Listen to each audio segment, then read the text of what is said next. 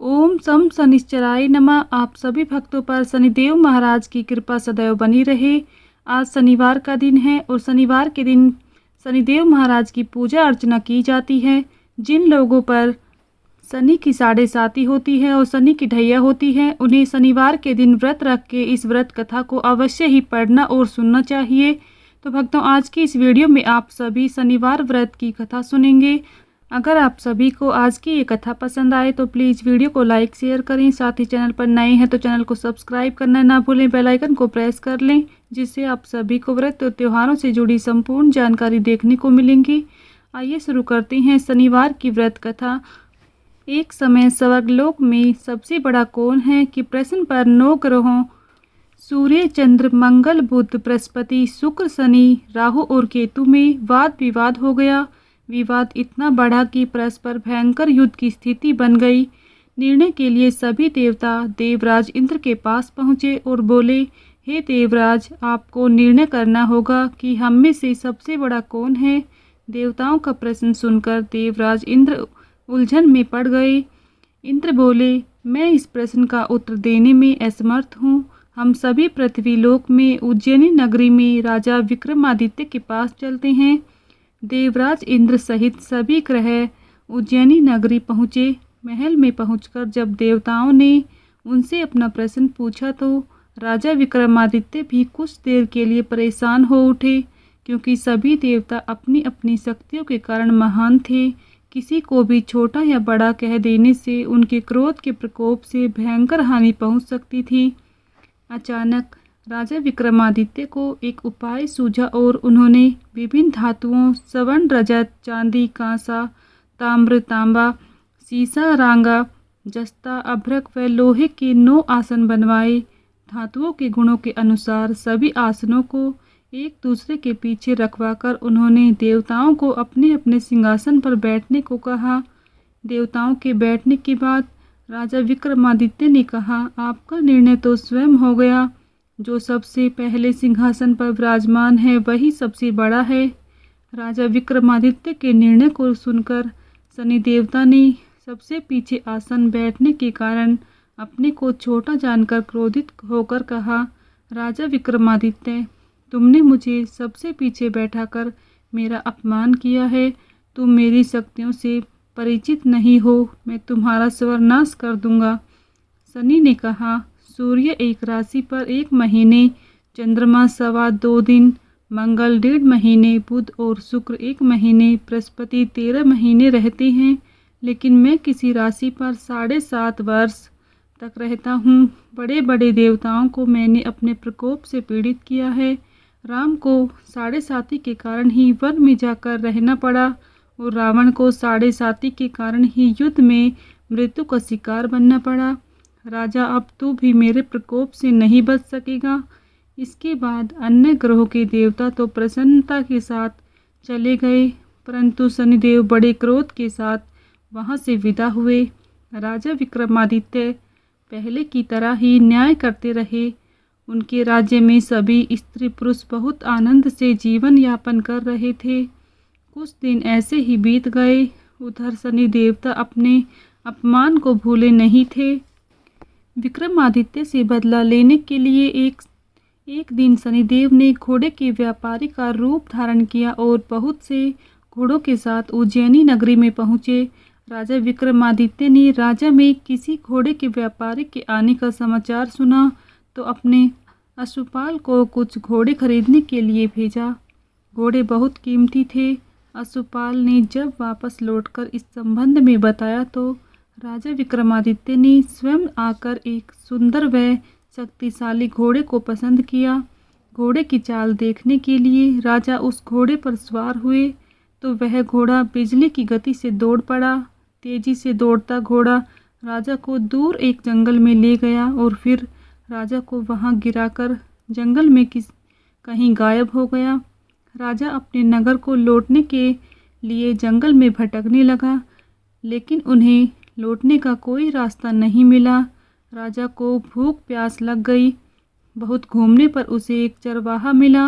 राजा ने उससे पानी मांगा। पानी पीकर राजा ने उस चरवाहे को अपनी अंगूठी दे दी। फिर उससे रास्ता पूछकर वह जंगल से निकलकर पास के नगर में पहुंचा। राजा ने एक सेठ की दुकान पर बैठकर कुछ देर आराम किया। उस सेठ ने राजा से बातचीत की तो राजा ने उसे बताया कि मैं उज्जैनी नगरी से आया हूँ।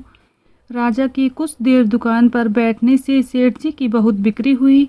सेठ ने राजा को बहुत भाग्यवान समझा और खुश होकर उसे अपने घर भोजन के लिए ले गया।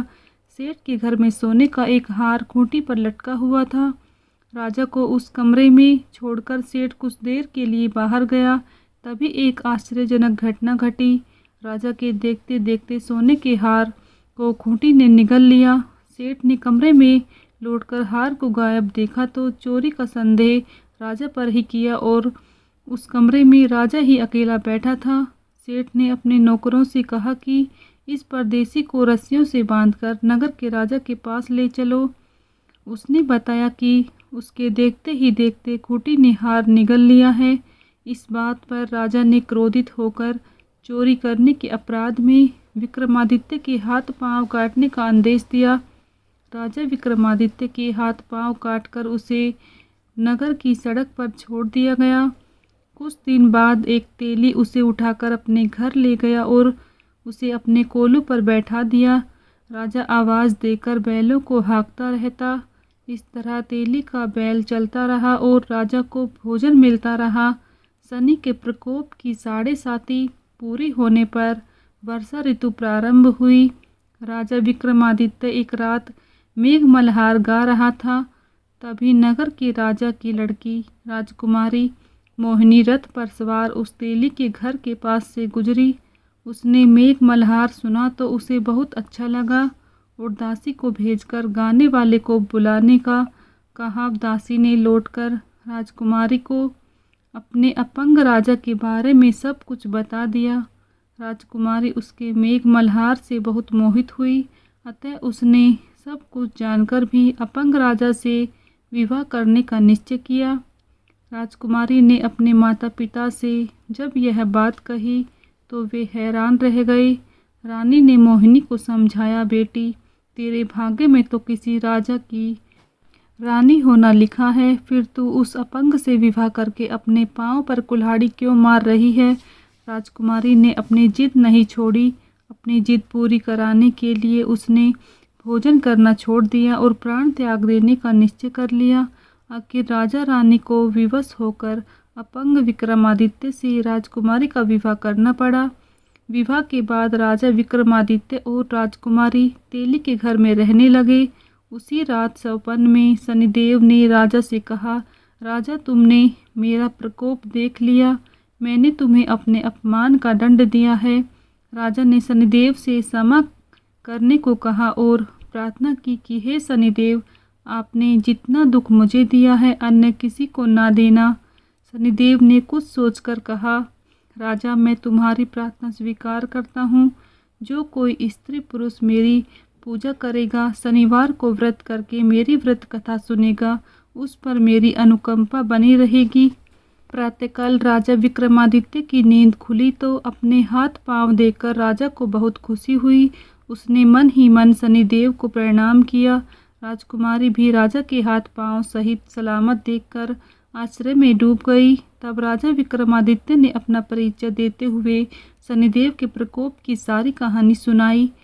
सेठ को जब इस बात का पता चला तो दौड़ता हुआ तेली के घर पहुंचा और राजा के चरणों में गिरकर क्षमा मांगने लगा। राजा ने उसे क्षमा कर दिया क्योंकि यह सब तो शनिदेव के प्रकोप के कारण हुआ था। सेठ राजा को अपने घर ले गया और उसे भोजन कराया। भोजन कराते समय वहाँ एक आश्चर्यजनक घटना घटी। सबके देखते देखते उस खूंटी ने हार उगल दिया। सेठ जी ने अपनी बेटी का विवाह भी राजा के साथ कर दिया और बहुत से स्वर्ण आभूषण, धन आदि देकर राजा को विदा किया। राजा विक्रमादित्य राजकुमारी मोहिनी और सेठ की बेटी के साथ उज्जैनी पहुँचे तो नगरवासियों ने हर्ष के साथ उनका स्वागत किया। अगले दिन राजा विक्रमादित्य ने पूरे राज्य में घोषणा कराई कि शनिदेव सब देवों में सर्वश्रेष्ठ हैं। प्रत्येक स्त्री पुरुष शनिवार को उनका व्रत करे और व्रत कथा अवश्य सुने। राजा विक्रमादित्य की घोषणा से शनिदेव बहुत प्रसन्न हुए। शनिवार का व्रत करने और व्रत कथा सुनने के कारण सभी लोगों की मनोकामनाएं शनिदेव की अनुकंपा से पूर्ण होने लगी। सभी लोग आनंदपूर्वक रहने लगे। प्रेम से बोलिए शनिदेव महाराज की जय। यहीं पर शनिवार व्रत कथा संपन्न होती है। अगर आप सभी को हमारी यह कथा पसंद आई है तो प्लीज़ वीडियो को लाइक शेयर करें। चैनल पर नए हैं तो चैनल को सब्सक्राइब करना ना भूलें। बेल आइकन को प्रेस कर लें, जिससे आप सभी को व्रत और त्योहारों से जुड़ी संपूर्ण जानकारी देखने को मिलेंगी। मिलती हूँ नेक्स्ट वीडियो में, तब तक के लिए सभी को राधे राधे। जय श्री कृष्णा।